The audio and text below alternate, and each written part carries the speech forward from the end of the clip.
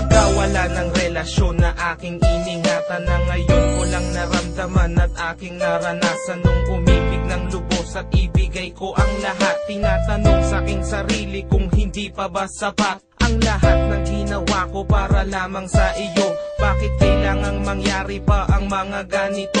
Pilit na inaalala mga bagay na nangyari sa aking puso at sa isip. Kalungkutan ng naghari at naghiwalay tayo na di man lang nakapag-usap.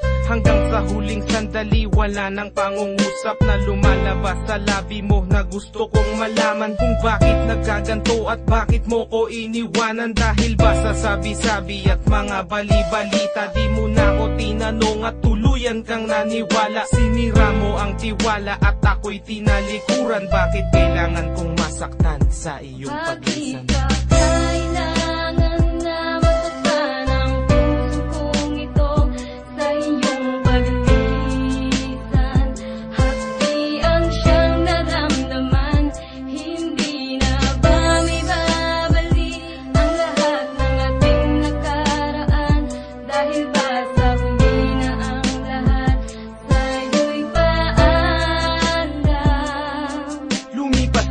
Panahon at mga sandaling wala ka, di na ko umasang babalik ka pa, pagkat wala nang ang pag-asa. Kahit na ako'y magsisi at lumuha, di na mabilang ang tubig na ipinatak sa lupa. Gustuhin ko man na ibalik, hindi na maaari, pagkat sa puso mo meron ang nagmamay-ari. At alam ko na kayong dalawa ay nagmamahalan. Tiniis ko ang sakit at di na kita pinigilan. Ilang beses kong niloko ang sarili kong ito, na kaya kong mabuhay kahit na wala sa piling mo. Ngunit hindi pa rin sapat ang maging manhid na lang upang itago ang nadarama, tuluyang maibsan. Nadama ko na may kulang pa sa aking pagtayo, yun ay di ko maabot dahil sa iyong paglayo. Alam kong di mo na pakikinggan kahit na isigaw. Walang ibang kulang sa buhay ko, mahal, kundi ikaw. Bakit kailangan humantong sa hiwalayan ng lahat ang